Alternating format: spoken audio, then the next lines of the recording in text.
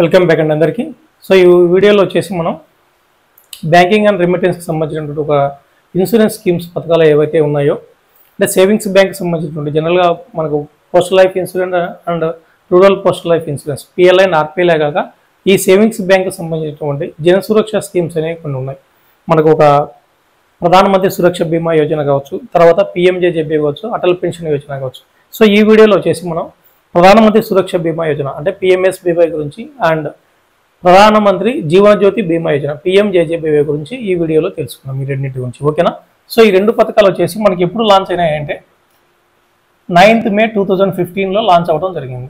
ఇప్పుడు 2015లో 9th May 2015 launch అవ్వడం జరిగింది. ఎక్కడ లాంచ్ చేశారంటే కోల్కతాలో, వెస్ట్ బెంగాల్ స్టేట్లో ఉన్నటువంటి కోల్కతాలో ఎవరు లాంచ్ చేశారంటే by our prime minister of Shri Modiji launch చేయడం జరిగింది. ఇప్పుడు 9/5/2015 సంవత్సరంలో లాంచ్ చేయడం జరిగింది. అయితే ఈ మేలో చేసినటువంటి ఇన్సూరెన్స్ పథకాలన్నీ కూడా జూన్ నుంచే మనకి ఇన్సూరెన్స్ కవరేజ్ అనేది వర్తిస్తున్నది గుర్తుపెట్టుకోండి. ఓకేనా?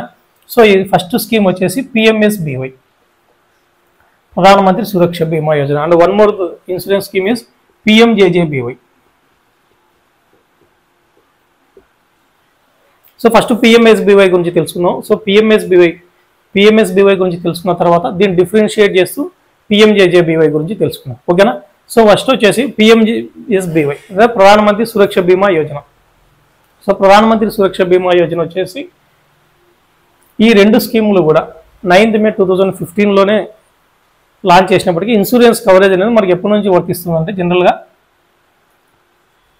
1st June 2015 నుంచి ఇన్సూరెన్స్ కవరేజ్ అనేది అమల్లోకి రావడం జరిగింది. ఓకేనా? గుర్తుపెట్టుకోండి. ఓకేనా? సో పిఎంఎస్బీవైలో ఫస్ట్ ఎవరు ఎలిజిబుల్ క్యాండిడేట్స్ ఎవరు? సో జనరల్గా మనం ఒక అకౌంట్ డిపాజిటర్ జనరల్గా మనం అకౌంట్ హోల్డర్ అంటుంటాము, డిపాజిటర్స్ అంటుంటాం. సో జనరల్గా ఇక్కడ ఇన్సూరెన్స్ కవరేజ్ విషయానికి వచ్చేసరికి సబ్స్క్రైబర్ అంటారు అనేది గుర్తుపెట్టుకోండి. సబ్స్క్రైబర్ అంటారు. ఓకేనా? సబ్స్క్రైబర్ అంటారు. ఒక డిపాజిటర్ని కానీ లేదా ఒక అకౌంట్ హోల్డర్ని కానీ సబ్స్క్రైబర్ అంటారు అనేది గుర్తుపెట్టుకోండి. తర్వాత ఈ ఇన్సూరెన్స్ స్కీమ్లలో మాస్టర్ పాలసీ హోల్డర్ అంటే ఎవరంటే మాస్టర్ పాలసీ హోల్డర్ ఎవరంటే బ్యాంక్. సో ఇక్కడ బ్యాంక్ అంటే బ్యాంక్ అనే కావచ్చు లేదా పోస్ట్ ఆఫీస్ అనే కావచ్చు. సో జనరల్గా ఈ ఇన్సూరెన్స్ స్కీమ్స్ అనేవి సేవింగ్స్ అకౌంట్ ఎవరికైతే ఉంటాయో వాళ్ళందరూ కూడా ఈ ఇన్సూరెన్స్ స్కీమ్స్ అనేది వర్తిస్తుంది. బట్ ఏజ్ లిమిట్ అనేది ఉంటుంది, తర్వాత డిస్కస్ చేద్దాం. సో ఈ బ్యాంక్లో కావచ్చు, పోస్ట్ ఆఫీస్లో కావచ్చు, సేవింగ్స్ అకౌంట్ ఉన్న వాళ్ళందరూ కూడా ఈ స్కీమ్స్ అనేది చేసుకోవడానికి ఎలిజిబిలిటీ. సరే, ఈ పిఎంఎస్బీవై ఎవరు చేసుకోవచ్చు? సో జనరల్గా 18 to 70 years మధ్యలో ఉన్న వాళ్ళు ఎవరైనా కానీ ఈ ఇన్సూరెన్స్ స్కీమ్ను ఓపెన్ చేసుకోవచ్చు. 18 years పూర్తి ఉండాలి, ప్లస్ 70 కంటే బిలో ఉండాలనేది గుర్తుపెట్టుకోండి. ఓకేనా? 18 to 70 years. ఇక్కడ వచ్చేసి ప్రీమియం వచ్చేసి ఎంత? ఫస్ట్లో లాంచ్ చేసినప్పుడు మాత్రం 12 రూపీస్ ఉండేది, ఇప్పుడైతే 20 రూపీస్ అనేది గుర్తుపెట్టుకోండి. ప్రీమియం ఎంత? 20 రూపీస్. జనరల్గా ఈ ఇన్సూరెన్స్ కవరేజ్ అనేది ఏ విధంగా ఉంటుందంటే ఈ పిఎంఎస్బీవై వచ్చేసి ఓన్లీ యాక్సిడెంటల్ అనేది గుర్తుపెట్టుకోండి. ఓకేనా? యాక్సిడెంటల్ అన్నమాట. ఓన్లీ యాక్సిడెంట్ అయితే మాత్రమే ఈ ఇన్సూరెన్స్ కవరేజ్ అనేది పిఎంఎస్బీవై ఇస్తుంది. ఒకవేళ యాక్సిడెంట్లో డెత్ అయినా కానీ 2 lakhs అనేది వస్తుంది. 2 lakhs insurance coverage. So it is not only death coverage, death కావచ్చు లేదా డిజేబిలిటీ అంటే ఏంటి? అదే హ్యాండిక్యాప్డ్గా మారిపోయినట్లయితే అంటే యాక్సిడెంట్ వల్ల ఆ సంఘటన వల్ల జరిగినట్లయితే డెత్ వల్ల అయితే 2 lakhs ఇన్సూరెన్స్ కవరేజ్ వస్తుంది. తర్వాత ఒకవేళ 2 కళ్ళు కానీ లేదా 2 legs కానీ 2 hands కానీ లేదా ఒక కన్నుతో పాటు ఒక కాలు కానీ ఒక కన్నుతో పాటు ఒక లెగ్ కానీ లేదా ఒక హ్యాండ్ కానీ పోయినట్టయితే కన్నా 2 lakhs ఇన్సూరెన్స్ కవరేజ్ అనేది ఉంటుంది. ఒకవేళ ఒక కన్ను కానీ లేదా ఒక లెగ్ కానీ లేదా ఒక హ్యాండ్ కానీ పోయినట్టయితే, లాస్ అయినట్టయితే ఆ యాక్సిడెంట్లో ఆ సబ్స్క్రైబర్కి వచ్చేసి 1 lakh ఇన్సూరెన్స్ అనేది వర్తిస్తుంది. 1 lakh అనేది ఇన్సూరెన్స్ అనేది ఇవ్వడం జరుగుతుంది అనేది గుర్తుపెట్టుకోండి. ఓకేనా? తర్వాత వచ్చేసి ఈ ఇన్సూరెన్స్ అనేది ఎప్పుడైనా కానీ జూన్ నెల నుంచి మే ఎండింగ్ వరకు వర్తిస్తుంది అనేది గుర్తుపెట్టుకోండి. ఫర్ ఎగ్జాంపుల్ ఈ జూన్లో వచ్చి చేసినట్టయితే ఆ జూన్లో ఆ తర్వాత మంత్ నుంచి జూన్లో కానీ ఏప్రిల్ జూన్ కావచ్చు, ఆగస్ట్ కావచ్చు, సెప్టెంబర్ కావచ్చు, నవంబర్ కావచ్చు, జనవరి కావచ్చు, ఎప్పుడైనా కానీ పాలసీ చేసినట్టయితే కన్నా ఈ పాలసీ తీసుకుంటే ఎప్పుడైతే నెక్స్ట్ మంత్ ఏ ప్రీమియం అయితే ఏ నెలలో అయితే డిడక్ట్ అయిందో ఆ తర్వాత మంత్ నుంచి ఇన్సూరెన్స్ కవరేజ్ అనేది రావడం లైవ్లోకి రావడం జరుగుతుంది. అంటే ఫర్ ఎగ్జాంపుల్కి వచ్చేసి ఈ నెలలో వచ్చేసి ఒక జూలైలో 10వ తారీఖు చేస్తున్నాం. సో 10వ తారీఖు నుంచి జూలై 31 వరకు ఇన్సూరెన్స్ అనేది కవరేజ్ అనేది వర్తించదు. ఆ తర్వాత ఆగస్ట్ 1 నుంచి ఇన్సూరెన్స్ కవరేజ్ అనేది వర్తిస్తుంది. అది కూడా ప్రీమియం అనేది ఎప్పటి వరకు జూన్ 1 కానీ జూన్ 1 లోపుగా వరకు మాత్రమే, అంటే మే ఎండింగ్ వరకు మాత్రమే ఇన్సూరెన్స్ కవరేజ్ అనేది ఉంటుంది.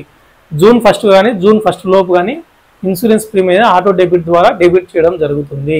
ఈ ప్రీమియం 20 రూపీస్ అనేది సేవింగ్స్ అకౌంట్లో నుంచి డిడక్ట్ అవ్వడం అనేది జరుగుతుంది అనేది గుర్తుపెట్టుకోండి. ఓకేనా.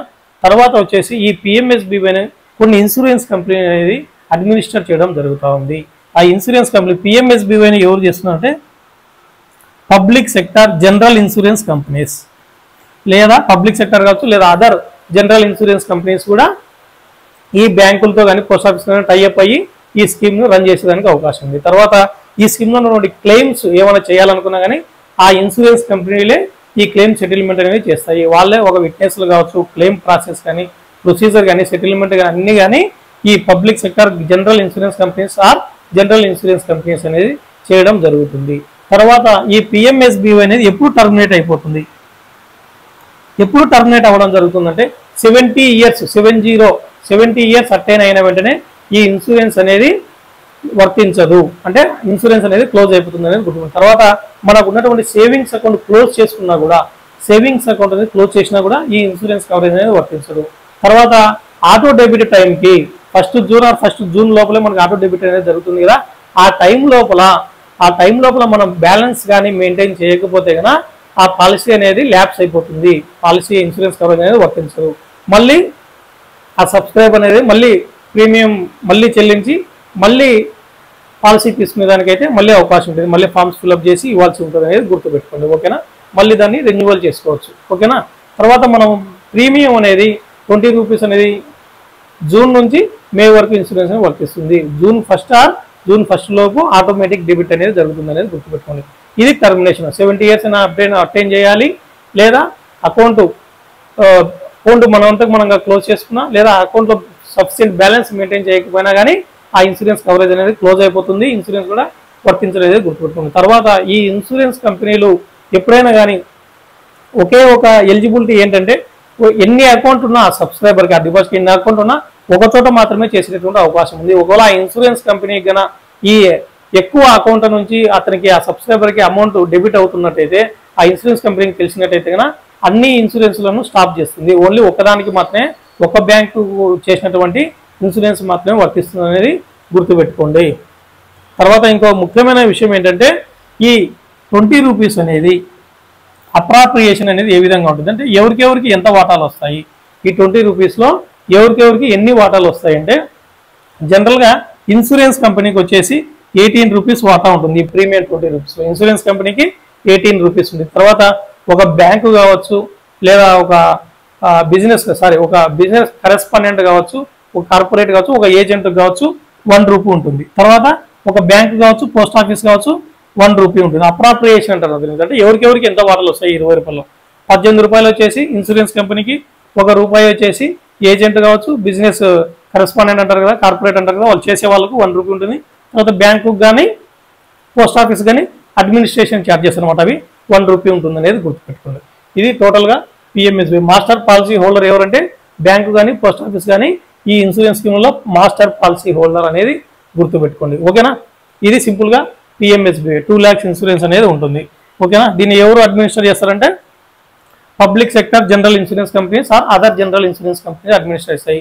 ఒక క్లెయిమ్ సెటిల్మెంట్ చేయాలన్నా కూడా వీళ్ళే అనమాట. ఓకేనా. తర్వాత ప్రీమియం వచ్చేసి ఈ విధంగా అప్రాప్రియేషన్ అనేది ఉంటుంది.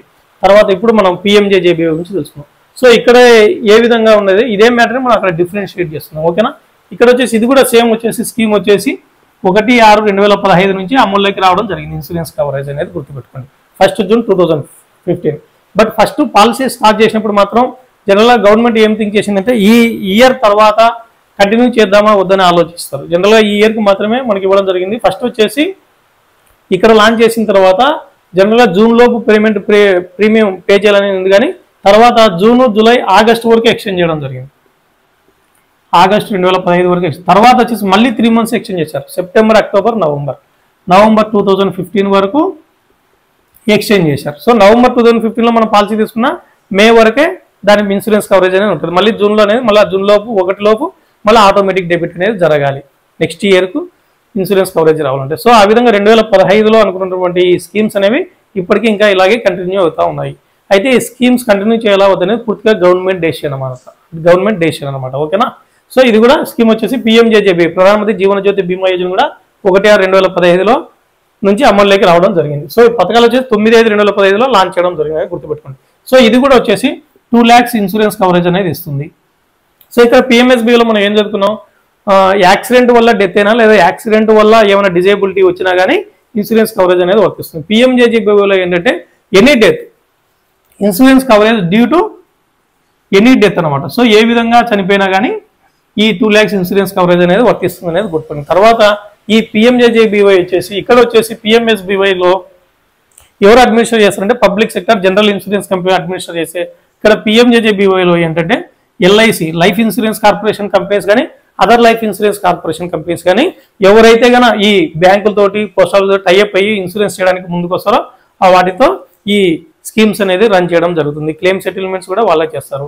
తర్వాత పిఎంజేజేబీవైలో వచ్చేసి ఇక్కడ 20 రూపీస్ ప్రీమియం అయితే కనుక పిఎంజేజేబీవైలో వచ్చేసి 436 రూపీస్ అనేది ఇన్సూరెన్స్ ప్రీమియంగా ఉంటుంది అనేది గుర్తుపెట్టుకోండి.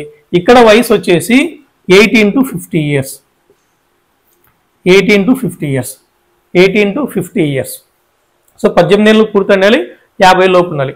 ఒకవేళ ఈ 50 సంవత్సరాల లోపల ఎవరైతే ఇన్సూరెన్స్ పిఎంజేజేబీవై తీసుకుంటారో వాళ్ళకి ఇన్సూరెన్స్ కవరేజ్ అనేది 55 years వరకు ఉంటుంది అనేది గుర్తుపెట్టుకోండి.